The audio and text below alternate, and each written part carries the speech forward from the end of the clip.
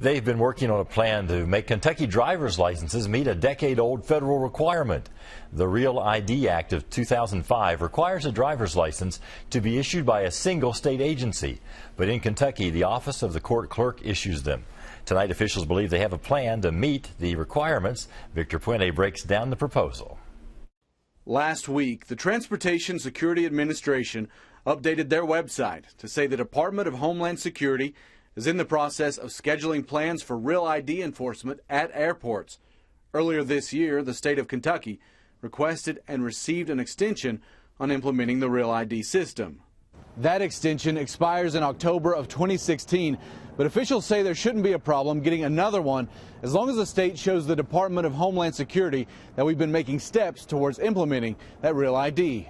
I feel that if we don't pass some legislation, that when the extension comes around again in October of 2016, that we very possibly could be denied that extension of working toward being Real ID compliant.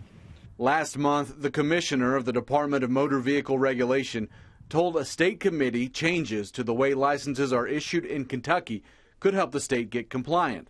That included having the licenses issued by local clerks but manufactured out of state. Also, by going to central issuance, we get out of some security issues in a lot of our circuit clerks' facilities. He also suggested moving to an 8-year renewal instead of 4 years and raising the price of licenses to $50, more than double the current price of $20. He said most of that increase is due to an increase in the cars themselves, which will require new security measures. For these changes to take place, they'd have to be brought up in the legislature this year.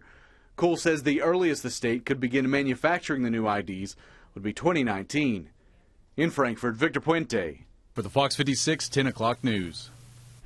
The Transportation Security Administration has said it will give a 120-day notice to the public if it decides to implement any changes.